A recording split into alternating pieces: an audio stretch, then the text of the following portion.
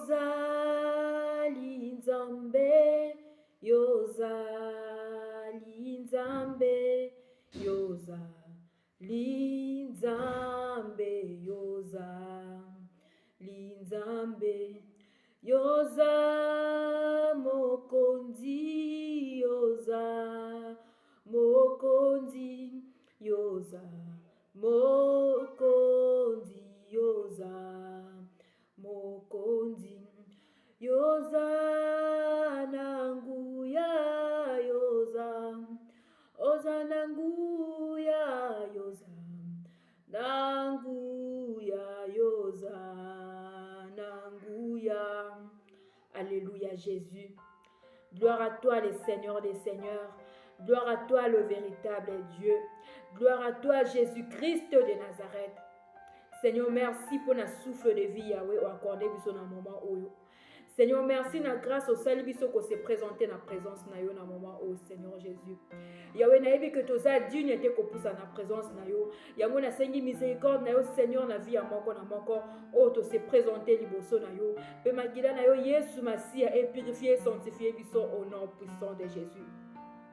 Seigneur, tu as dit dans ta parole, c'est poussé par l'Esprit que les hommes ont parlé de la part du Seigneur. Yahweh na beleli molimo na yo mo santo. Atia maloba na nguya kati nanga. Atia maloba na bomo ikati nanga. On fait que moto nyonso Seigneur. Oya koyoka liloba na yo na journal lo. A bénéficier na grâce. Que na puissance que ou te paye na yo au nom puissant de Jésus-Christ. Seigneur, na recommandé moment o na maboko na yo. Tike za la moment favorable Yahweh. Oyo ko opérer ba miracle. Ba grande chose na vie à moko na moko. Peto ko zanga te ko tombo la kombo na yo za nzambe. Merci Seigneur Jésus-Christ de Nazareth. Amen. Que Dieu vous bénisse mes bien-aimés. Nzambe apambola yo, Nzambe apambola yo, yo mutoza toujours ko continuer ko poussa na présence en Nzambe. Yo muto bandaki nanga ensemble na programme oyo, tika Nzamba pesa yo susu makasi. Pe ba possibilité en fait que on continue ko poussa na présence en Nzambe. Bien-aimé kozanga te ko partager pe ba vidéo na biso pour permettre bande ko mususu ba ya to sanga na to belela Nzambe na kati ba vie na biso pe na kati mabota na biso. Amen. Ce que ça pour la première fois, que Dieu vous bénisse, que vous sanate au s'abonner na chaîne Nabiso pour la gloire de notre Seigneur Jésus-Christ. Penzambe a kozangate ko pambola yo. Amen. Je suis la servante de Dieu, la sœur Promedi Kanda. Bien-aimé ndenge tolobaki la semaine passée, ndenge Nzambe alobelaki biso, totangaki na livre Ésaïe 61, verset 1er ti na 3e verset. Bien-aimé liloba na Nzambe tango ebimaka po esala misala nango na kati ya ba vie na biso. Ndenge Nzambe alobelaki biso année oyo tobandi ya 2022, Nzambe azokangola mutu moko. Nzambe azo libérer ba vie na biso, azo délivrer ba vie na biso au nom de Jésus. Bien-aimé yo mutu ozalaki condamné quelque part. Yo mutu ozalaki emprisonné quelque part. Yo mutu ozalaki sous domination. Ya puissance moko boya monde à ténèbres. Yeba ke nguya na Nzambe ezo kangola yo. Kaka ndenge oza connecté nanga na moment oyo. Bien-aimé, la Bible déclare, si tu crois, tu verras la gloire de Dieu. Bien-aimé, crois à la parole de Dieu. Liloba na Nzambe oyo tozotanga eza na nguya. Pe ese manifesta kaka na mutu azo considérer yango kaka mutu atie foi na ye na kati liloba na Nzambe. Bien-aimé, na ane oyo ngai na yo tokotikala na prison ya Pharaon te. Nane ongai na yo tokotikala condamné te na monde à ténèbres. Bato ba condamné ki ba vie na biso pe mabota na biso basi ba échoué parce que l'Éternel des armées a sa décision ya ko mettre fin na règne ya ténèbres na ba vie na biso pe na mabota na biso na kombo na Yesu Masia. Ndengo zo nzima, ndenge zo kokisa manakata bomo na yo au nom de Jésus. Bien-aimé, sans plus tarder, toza toujours ko continuer na programme na biso. Il y a 16 mois de prière pour ne plus voir ces genres de personnes. Et tout autant dans le livre Exode chapitre 7, tu as dit dans le premier verset, tu dans le troisième verset, écoutez la parole de Dieu. L'Éternel dit à Moïse, vois, je t'ai fait Dieu pour Pharaon, et Aaron ton frère sera ton prophète. Toi, tu diras tout ce que je t'ordonnerai, Et Aaron, ton frère, parlera à Pharaon pour qu'il laisse aller les enfants d'Israël hors de son pays. Et moi, j'endurcirai le cœur des Pharaons et je multiplierai mes signes et mes miracles dans le pays d'Égypte. La parole du Seigneur. Bien-aimé, tant que Nzamba azopesa Moïse mission, tant que Nzamba azotinda Moïse, Nzamba atindaki Moïse pamba te apesaki ye promesse. Bien-aimé, promesse ya Nzambe yango eza clé ya victoire na bavi na biso. Promesse o Nzamba apesaka biso yango eza clé ya réussite. Nebite nini Nzamba alobaki mpo na vi na yo. Nebite promesse nini Nzamba apesa yo. Nayebite bien-aimé liloba nini o Nzamba aloba mpo na vi na yo. Peut-être sali bambula ebele. Mais nga nazoyebisa yo soki eza na liloba moko o Nzamba aloba likolo ya bomoi na yo o basala Nzambe baloba likolo ya bomoi na yo bien kotala te temps o ezwi mais yo simba liloba wana parce que mutu alobi na yo Nzambe na lola aza mwana na moto te po akosa bien mais azaka fidèle na ba promesse na ye azalaka na sima maloba na ye pour accomplir yango. Bien ntango Nzambe azoyebisa Moïse alobi ngai Nzambe nazozalisa yo Nzambe liboso ya Pharaon. Bien mais eza promesse eza assurance o Nzambe apesaki Moïse mpo atambola nango. Donc c'est-à-dire ndenge ozokende kopusa na liboso ya Pharaon yebake kati na yo natie pouvoir ya Nzambe kati na yo, natie pouvoir supérieur liboso na vie na yo, natie force et autorité na kati ya bomoi na yo. Nzambe apesi Moïse pouvoir wana alobi nazalisi yo Nzambe tika yo mutu oza connecté nanga na moment oyo yo mutu ozoyoka liloba na Nzambe na moment oyo tika nguya na Nzambe ekota kati na bomoi na yo. Nzambe azalisa yo Nzambe liboso ya mutu nyonso tu dominaki na kati ya bomoi na yo au nom de Jésus.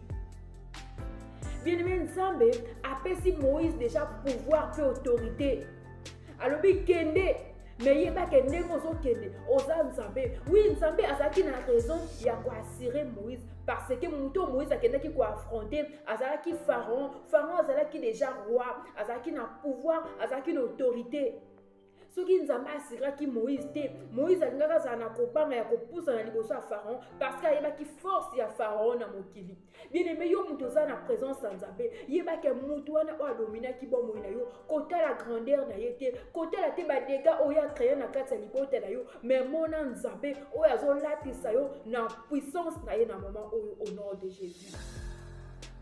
Bien-aimé, Nzambe apesi déjà Moïse pouvoir wana, apesi Moïse puissance wana ya kozala Nzambe liboso ya Pharaon. Ntango Nzambe azalisi Moïse Nzambe liboso ya Pharaon, cela veut dire que Nzambe apesi déjà Moïse pouvoir ya kodominer liboso ya Pharaon.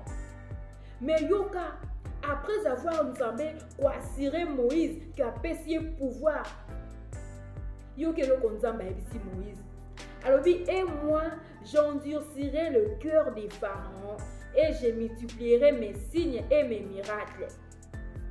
Nzambe kaka ye moko alobi na Moïse nazalisi yo Nzambe, kaka ye moko Nzambe alobi ngai na kokomisa motema ya Pharaon makasi. Oui, Nzambe apesa yo promesse. Nzambe asala alliance na yo alobaki na yo kozala mutu kozala mokila te. Nzambe apesa yo ba promesse ebele basala Nzambe balobe ebele mpo na vie na yo, mais devant ba obstacle ozomona ba situation wana eza toujours ko résister. Bien-aimé, ko perdre foi te. Nzambe akosaka jamais. Nzambe azaka fidèle. Lokola Nzambe ayebisaki yo kolonga. Bien-aimé, quel que soit bitumba wana ezwi bambula na bambula. Lokola Nzambe ayebisaki yo kolonga. Yo crois la parole de l'Éternel okolonga na kombo na Yesu. Nzambe ayebaki ke ndenge aza koendurcir motema ya Pharaon, Pharaon akoresiste liboso ya Moïse. Yango assuraki déjà Moïse, même si omoni Pharaon aza koresiste liboso na yo, kokanisa te ke Pharaon aza plus puissant que yo parce que ngai Nzambe napesi yo déjà puissance, napesi yo déjà pouvoir et autorité likolo ya Pharaon. Même si omoni résistance, yebaki résistance wana ngai nde Nzambe nazo permettre yango. Eh bien, mais pourquoi Nzambe a permis que Pharaon a résisté liboso à Moïse? Tant qu'il a zalisaki déjà Moïse Nzambe liboso na ye. ezaki kaka na raison moko nzambe azalaki na posa atalisa nguya na ye atalisa bikamwa na ye bato bamona ndenge nini ye aopéraka dans des situations difficiles au nom de Jésus. Nzambe alingaki asala histoire na Moïse bilimi soki Pharaon arésistaki te liboso ya Moïse ndenge nini tolingaki toyeba bamiracle oyo nzambe asalaka. Mais soki ba situation wana ezo résister na vie na yo eza parce que nzambe alinga sala histoire na yo. Nzambe alinga sala histoire moko boye na vie na yo oyo kotika la témoignage de génération en génération. Alléluia. Ndenge nini batu bakoyeba ke nzambe abotisaka ta na ménopause. Soki nzambe apesaki Sara te mwana na ménopause. Ndenge nini batu bakoyeba ke nzambe abikisaka ba maladie incurable soki yo nano kutani na kawana te bien-aimé. Bien-aimé, situation oyo etelemi na kati ya bomoi na yo yeba ke nzambe azo permettre yango po alingi asala histoire na kati ya bomoi na yo. Oui, oza na promesse ya nzambe. Bien-aimé, assurance na nga na yo ezaka koza na promesse ya nzambe. Soki oza na promesse ya nzambe te nde okoki kosinquiéter, okoki komituna bakestion mais position na ngai eza ndenge nini. Mais soki oza déjà na promesse ya nzambe na kati ya bomoi na yo, peu importe ba situation bien-aimé, restez ferme. Zala na foi na assurance yeba ke likambo yo eza te po kwesanga eza ne po talisa monene na nzambe na kati ya bomoi na nga au nom de Jésus. Bien-aimé, batu wana o bazwa kita ya ko dominer vie na yo ozo se poser ba question nga mutu na lukaka nzambe nga mutu na bondelaka na silisa ba jeûne prière, mais pourquoi likambo yo elingi kotika vie na nga ite. Bien-aimé, au début nzambe ayebisaki yo nini? Est-ce que nzambe alobaki te ke ye mutu apona yo? Est-ce que nzambe alobaki te ke asi apambola vie na yo?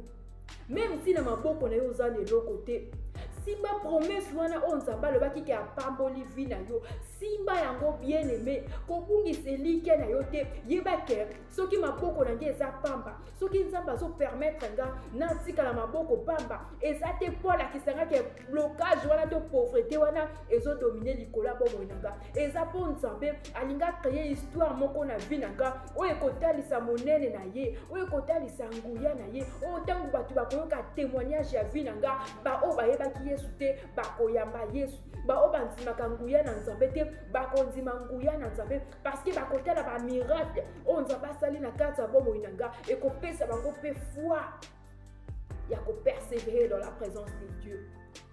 Bilimi nalingi kaka nayebisa yo mutu oza connecté na nga na moment oyo nzambe alingi yo. Nzambe aza na baprojet malamu na vie na yo. Nzambe alingi asala histoire moko na kati ya bomoi na yo. Nzambe alingi te époque na yo eleka inaperçu. Nzambe alingi asala yo elembo. De génération en génération bato bakoyoka témoignage na yo mpe bakobanga monene na nzambe. Yo simba kaka promesse oyo nzambe aloba na kati ya bomoi na yo.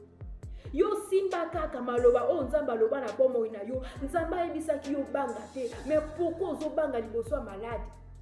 Nzambe ayebisaki yo kokufa te, mais pourquoi soki oloti ndoto mabe ya kufa okomi kobanga okanisi bandoki balingi balia yo bien-aimé? Nani akoki kobotola oyo nzambe asimbi na maboko ye? Nani akoki kobotola pema na bomoi oyo nzambe apesi yo? Bien-aimé, zala na assurance ya nzambe.